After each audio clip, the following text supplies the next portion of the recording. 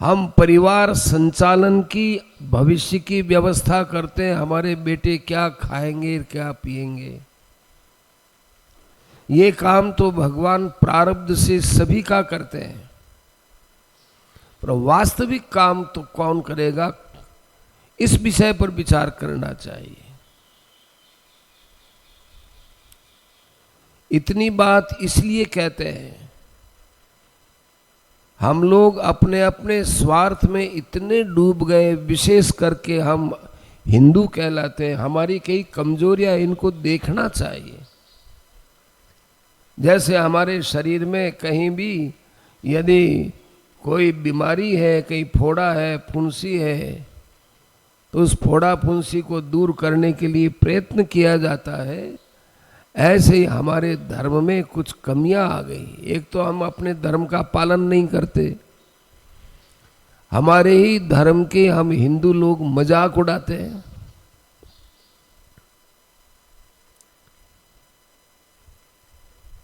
हमारे जो ऋषि मुनियों ने परंपरा डाली, उसी का हम परिहास करते हैं, अवहेलना करते हैं।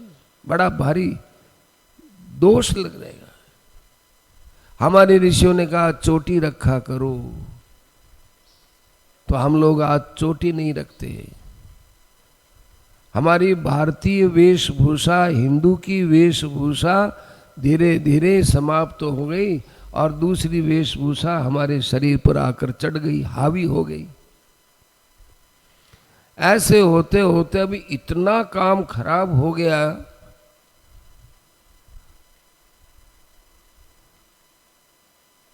हमारे मठ मंदिर गांव के गांव वक्फ बोर्ड वाले कहते हैं गांव हमारा है। कल परसों ही एक समाचार आया कि बिहार में एक गांव है, 95% हिंदू है, 5% उसमें मुसलमान हैं। वक्फ बोर्ड वालों ने कह दिया 1 महीने में ये खाली कर देना। हमारी जमीन है, धौंस पट्टी केवल। तमिलनाडु में एक गांव है कि सारा का सारा हमारा है साहब। अब बेचारे हिंदुओं को पता ही नहीं। एक आदमी जमीन की रजिस्ट्री कराने गया, तब ये बात पूरी खुली। उस गांव में 3000 वर्ष पहले का मंदिर है भगवान का। तब तक तो ये वक्फ की उत्पत्ति नहीं हुई। उर्दू का शब्द है ये वक्फ बोर्ड। अब वो इतना ज्यादा उद्दंडता पर आ गया, इस कानून को कांग्रेस ने पास करके इतनी उद्दंडता मचा दी, उनके हाथ में निरंकुश शासन दे दिया। जैसे बंदर के हाथ में मदिरा पिया हुआ बंदर और उसके हाथ में तलवार दे दी जाए तो वो क्या क्या करता है, ऐसे ही यह एक ऐसा कानून बनाया है जो कानून अब सर्वथा विरोध के योग्य है। पाकिस्तान के पास जितनी जमीन है उससे ज्यादा जमीन हिंदुस्तान में वक्फ बोर्ड के पास आ गई। इसका अर्थ क्या हुआ, हिंदुस्तान के अंदर एक पाकिस्तान से ज्यादा बड़ा देश बन गया। सरकार उसके लिए प्रयत्न कर रही है कि भाई लोगों से राय पूछी जाए कि इस विषय में क्या करना चाहिए। अब आज यहाँ पीढ़ियों से कोई मुसलमान नहीं रहता है सिंथल में, पीढ़ियों से। हम तो कहें जब से बसा है तब से कोई मुसलमान नहीं रहा। बीकानेर से पहले बसा हुआ गांव है। और सपोज यदि यहाँ आ जाए मुसलमान, कहते साहब वक्फ बोर्ड की प्रॉपर्टी है, आप 1 महीने में खाली कर दो। उनको कोई कागज बताने की जरूरत नहीं, कोई कुछ नहीं, अपने लोग ही करें। बताना हो तो बताओ, और वो भी इन्हीं के दफ्तर में जाओ और इन्हीं के आदमी वहां पर जजमेंट करेंगे। हम लोग आलस में बैठे हैं सज्जनों। तो अभी सरकार ने 13 तारीख तक का ये समय दिया है। अपने अपने मोबाइल से ईमेल पर, अब सारे दिन हमारे लड़के नौजवान टेलीफोन चलाते रहते हैं, उनसे कहो आप 10-15 मिनट निकाल करके ईमेल के द्वारा इस बात का विरोध करके वहाँ भेजो। हमारे राजनेता देखिए कैसे है इस कानून के विरोध में कि ये कानून अब हम समाप्त करना चाहते हैं, इस विरोध में जो खड़े हैं उनका विरोध कर रहे हैं कि नहीं साहब ये तो होना चाहिए। इसका मतलब उनका कोई न कोई राजनीतिक स्वार्थ है, इसके पीछे छिपा हुआ स्वार्थ है, केवल सत्ता ही नहीं है। जो वक्फ बोर्ड का समर्थन करते हैं उनको केवल वोट बैंक की राजनीति का ही स्वार्थ नहीं है, इसके अलावा उनको और भी कई प्रकार का अंदर ही अंदर निहित स्वार्थ सिद्ध करना है, ये प्रतीत होता है। हम हिंदुओं की क्या दशा हो रही है देश में, क्या दशा ये करने जा रहे हैं। ये तो कोई यहाँ ऋषि मुनियों का देश रहा है, गंगा का देश है, यमुना का देश है, रामकृष्ण के अवतार का ये देश है। इस कारण से बहुत बड़े खतरे से बच गए 2014 के बाद से। अब ये नए नए पढ़त खुल रहे, पहले हम लोगों को पता ही नहीं कब पास हुआ, क्या पास हुआ, कुछ पता नहीं था।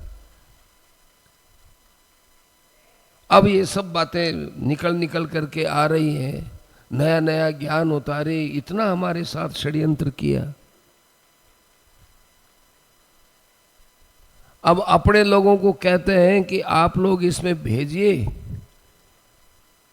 तो हम लोग तो यहीं बैठे, कोई अभी भी ध्यान नहीं दे रहे हैं। और मुसलमानों का वीडियो देखा है, उसमें वे माइक लिए हुए गड़ी अपने मोहल्ले में प्रचार करते हैं कि साहब आप लोग वक्फ बोर्ड के समर्थन में ईमेल भेज दिए, समर्थन ये कीजिए वो कीजिए हुए गड़ी अपने मोहल्ले में प्रचार करते हैं कि साहब आप लोग वक्फ बोर्ड के समर्थन में ईमेल भेज दिए, समर्थन ये कीजिए वो कीजिए। हम लोगों को कोई कब जगेगा ये हिंदू पता ही नहीं। गहरी नींद में, इतनी गहरी नींद में सो गए। जो बेचारा 10 वर्षों से बहुत काम कर रहा है उसको वोट देने नहीं गए हम लोग, उसका परिणाम देख लो क्या हो रहा है। वो बहादुर आदमी है, हताश नहीं हुआ। दूसरा देखे कि भी अपनों क्या मतलब है जब ये लोग खुद ही कुछ नहीं करते।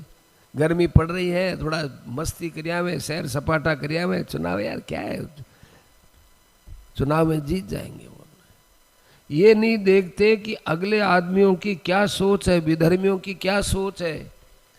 हम चाहते हैं सरकार की नौकरी मिले और वो चाहते हैं हमको सरकार मिले, वो सरकार बनाना चाहते हैं। इसलिए जिनके पास भी टेलीफोन है वे टेलीफोन के माध्यम से इस बात का प्रचार करें ईमेल के द्वारा कि भाई हम वक्फ बोर्ड के समर्थन में नहीं हैं, यदि हम अपना हित चाहते हैं तो। नहीं तो ये हमारी बर्बादी का पूरा स्वरूप सामने आ रहा है। इस विषय में अपने को सावधान रहना चाहिए। कितना कितना अनुभव का ज्ञान किया है। इतने सेल्फिश हमको नहीं होना चाहिए, स्वार्थ में केवल अपने स्वार्थ तक ही सीमित हो जाए। बाहर आना चाहिए हमको। और ऐसे हमारे राष्ट्र विरोधी और हिंदू विरोधी प्रस्तावों का खुल करके विरोध करना चाहिए। कांग्रेस ने जब ये प्रस्ताव शुरू में कब किया था पता नहीं, लेकिन उस समय क्या हम लोगों से सलाह ली, कर दिया पास धक्के से।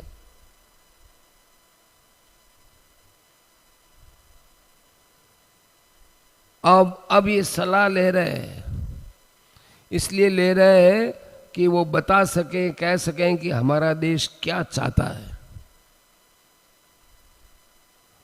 उनका कदम है अभी वर्तमान सरकार का जो कदम है वो सार्थक कदम है।